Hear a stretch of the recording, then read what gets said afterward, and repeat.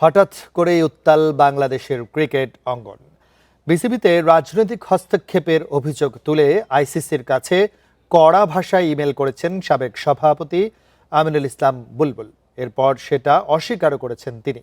ICC সেই চিঠি বিসিবিতে পাঠালে পরিষ্কার হয় সবকিছু।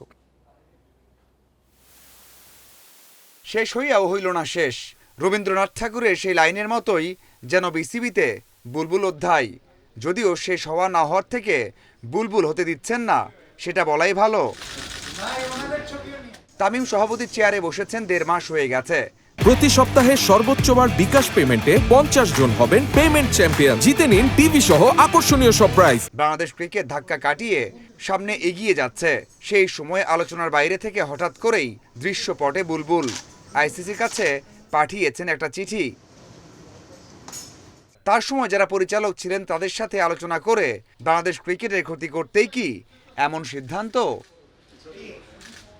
প্রায় 15 পাতার চিঠিতে বুলবুল আইসিসির কাছে তুলে ধরেছেন বর্তমান কমিটিতে যারা আছেন তাদের পরিচয়, জেলা বিভাগ ও বিশ্ববিদ্যালয় থেকে কিভাবে পরিচালক করা হয়েছে সেটাও জানিয়েছেন।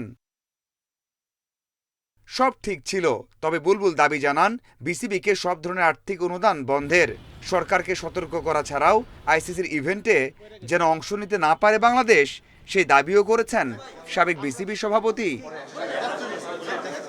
বাংলাদেশে যখন সমালোচনা চারিদিকে, তখন আবারও মিথ্যার আশ্রয় নেন বুলবুল। ভিডিও বার্তা দিয়ে জানান তিনি কোনো দাবি করেননি।